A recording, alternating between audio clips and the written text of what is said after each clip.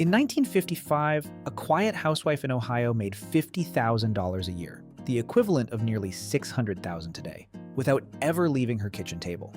No computer, no store, just envelopes, stamps, and 21 forgotten secrets. Before Amazon, before eBay, before anyone had ever heard the word internet, American kitchens were quietly humming with commerce. Magazines like Good Housekeeping, Popular Mechanics, and Grit carried tiny classified ads in the back pages, and those ads built fortunes. A single column inch could bring in 500 letters a week, each one stuffed with a dollar bill or a money order. And the person opening that mail was usually a grandmother in slippers. Number 1. Dress pattern sales through women's magazines. In the 1940s and 1950s, every woman in America sewed, and patterns were currency. A clever seamstress would draft an original design, mimeograph the instructions, and place a small ad in McCall's or Ladies' Home Journal offering the pattern for 50 cents. Some women shipped 2,000 patterns a month from their dining rooms. Today, the exact same business thrives on Etsy as downloadable PDF sewing patterns, earning quiet sellers thousands every single month. Number 2. Rare vegetable seeds with a guaranteed sprout promise. Farmers and backyard gardeners were desperate for heirloom varieties the big seed companies refused to carry. A retired schoolteacher in Vermont built a $30,000 business mailing tiny paper envelopes of tomato and squash seeds harvested from her own garden. Her secret was a handwritten guarantee. If your seeds don't sprout, I'll send double next year. That trust built a customer list of 14,000 families across 48 states. Number 3. Handwritten genealogical research. Long before Ancestry.com, Americans were obsessed with tracing their roots, especially after World War II. A widow in Boston charged $5 per ancestor to write to county courthouses, copy records by hand, and mail back a beautifully calligraphed family tree. She had a 6-month waiting list. In today's dollars, she was charging $60 per name, and one large family order could bring in $300 from a single envelope. Number 4. Bound family recipe cookbooks. Church ladies across the Midwest collected recipes from their congregations, typed them up on onion skin paper, and had them spiral bound at the local print shop for 35 cents a copy. They sold for $2 each through ads in Capper's Weekly and Farm Journal. One Iowa woman moved 11,000 copies of her Lutheran church cookbook in a single year. The same model now runs on Amazon Kindle Direct Publishing, and family cookbooks still sell beautifully. Number 5. Pressed flowers and herbariums for schools. Science teachers needed labeled botanical specimens, and rural women had endless meadows. They'd press wildflowers between sheets of newspaper, mount them on cardstock with handwritten Latin names, and mail entire collections to elementary schools for $10 apiece. A grandmother in West Virginia supplied 400 school districts. Today, pressed flower art sells on Etsy for $40 to $100 per framed piece, and the work is exactly the same. Number 6. Herbal tea blends with bold health claims. Before the FDA cracked down hard in the late 1950s, you could mail a paper bag of dried chamomile, peppermint, and sassafras with a label promising it would calm nerves, settle stomachs, or restore vigor. Mountain women in Appalachia were the masters. They sold tins of custom blends for $1.50 each, and many ran routes that brought in $80 a week, which was real money when a new car cost $1,500. Number 7. Chicken incubators and hatching instructions. Backyard poultry was booming after the war, and a farmer in Missouri figured out he could sell mail-order incubator plans for $2 and complete kerosene-powered incubator kits for $22. He shipped them in wooden crates by Railway Express. At his peak, he was filling 300 orders a month and clearing nearly $40,000 a year, all from a barn behind his farmhouse, with his wife handling every single letter. Number 8. Correspondence courses in knitting, carpentry, and shorthand.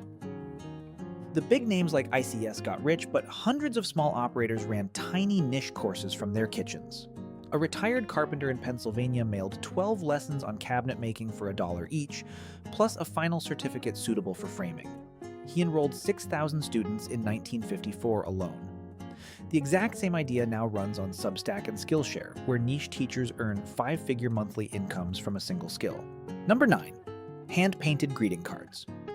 A woman in Minnesota painted watercolor birthday and Christmas cards at her kitchen table. 12 for $1.25. She advertised once in Workbasket magazine and received 8,000 orders in the first 6 weeks. She hired 3 neighborhood teenagers to help paint, paying them 10 cents a card. By 1956, she was netting $42,000 a year. Today, the exact same business runs on Etsy under the category of hand-painted stationery. Number 10. Novelty, the items and gag gifts. Whoopee cushions, joy buzzers, X-ray specs, and sea monkeys all started as kitchen table mail order.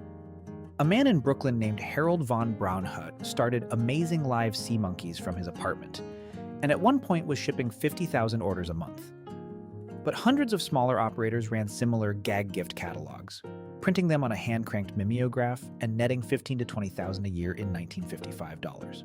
Number 11. Custom monogrammed handkerchiefs and linens. Brides needed trousseaux, and embroidered initials were the height of elegance.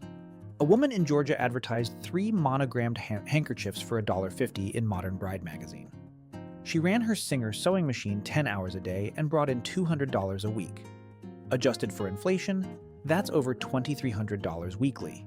The same monogramming business is alive and well today on Etsy, where personalized linens command premium prices. Number 12. Stamp and coin approval services. A retired postal clerk in Connecticut would mail collectors a small envelope of stamps on approval. The collector picked what he wanted, sent payment, and returned the rest. The clerk netted about 50 cents profit per envelope and mailed 300 a week. That's $7,800 a year in pure profit, all run from a card table in his sunroom. eBay has largely replaced this, but specialty dealers still thrive. Number 13.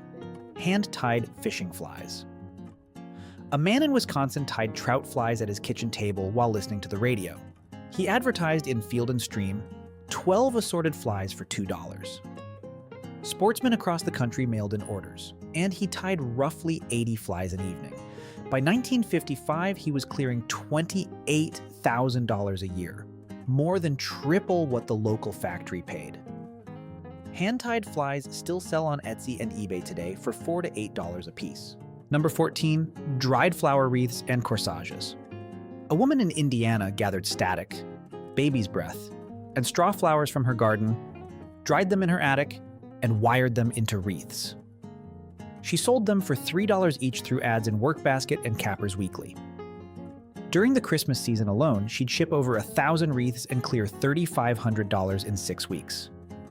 Today, dried flower arrangements are one of the hottest categories on Etsy, with sellers earning 6 figures. Number 15. How they found customer addresses without the internet. This is the secret nobody talks about. Mail order operators harvested addresses from 3 sources. First, newspaper birth, marriage, and obituary announcements, which listed full names and towns. Second, church directories, which were freely shared between congregations. Third, swap lists with other mail order operators, where you'd trade your customer list for theirs. A good operator built a list of 10,000 active buyers in about 3 years, and that list was the real business. Number 16. Knitting and crochet pattern leaflets. A grandmother in Maine designed an original baby booty pattern, had it printed on a single folded leaflet for 2 cents, and sold it for 25 cents through an ad in Workbasket.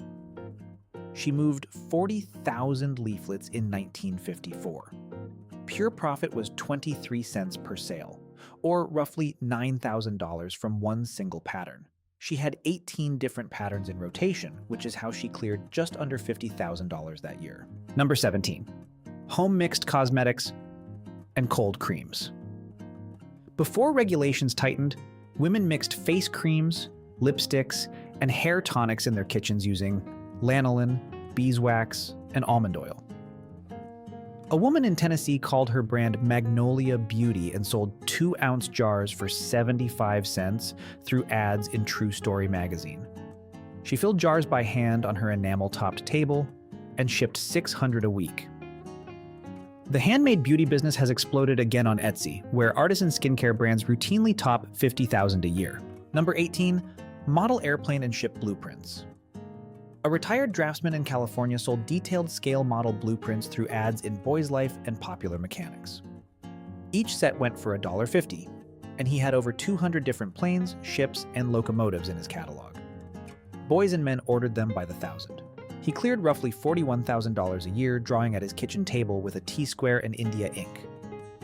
Digital plans now sell on Etsy for the same premium. Number 19. penny postcard collecting clubs, and trade circles. A man in Iowa started a postcard collector's monthly newsletter, charging $2 a year for subscription plus offering trades and sales. He had 14,000 subscribers at his peak. That's $28,000 a year just from subscriptions, plus another $15,000 from postcard sales he ran in the back pages.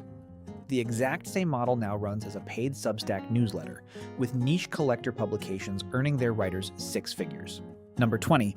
Personalized children's storybooks. A widow in Oregon would take a child's name, the names of their siblings and pets, and type them into a pre-written adventure story. She mimeographed the pages, hand-stitched a cardboard cover, and mailed it off for $3. Grandmothers loved them as Christmas gifts. She shipped 4,000 books between October and December alone, clearing $12,000 in just 3 months. Personalized children's books are now a multi-million-dollar Etsy category. Number 21, religious tracts, devotionals, and prayer cards. A pastor's wife in Alabama wrote daily devotional booklets, printed them on a tabletop press, and sold them through ads in religious magazines like The Upper Room. 12 booklets for $1, mailed monthly as a subscription. She had 9,000 subscribers. That subscription model brought in over $100,000 in 1955 dollars.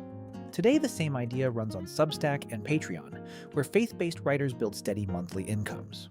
Now, here's what most of these forgotten entrepreneurs had in common. They worked between 2 and 5 hours a day. They never borrowed money. They never had employees, except sometimes a teenage neighbor for stuffing envelopes. And they kept ironclad customer lists in shoeboxes and index cards, treating every single buyer like family. They sent handwritten thank you notes. They remembered birthdays. That personal touch is exactly what the modern online world has forgotten, and exactly why these models still work. And here's the question worth sitting with. In 1955, $50,000 meant a paid-off house, 2 new Buicks in the driveway, college tuition for the kids, and money in the bank. Today, the equivalent buys you the same life if you're willing to live modestly. Every single one of these 21 businesses can be reborn on Etsy, Substack, eBay, or a simple email newsletter. The tools are different. The post office is now the internet, but the principles are absolutely identical. The big secret nobody on the internet wants you to know is that the most profitable businesses in American history were never the big corporations. They were the quiet ones run by women in aprons and old men in cardigans, sitting at kitchen tables, opening envelopes one at a time. They didn't need venture capital. They didn't need a logo. They just needed an idea, a stamp, and the patience to do it every single day for 10 years. If this brought back memories, or sparked an idea you can't shake, consider subscribing. We dig up these forgotten American stories every week, the ways our grandparents really lived, worked, and quietly built fortunes the modern world has forgotten. Thanks for watching, and we'll see you at the next kitchen table.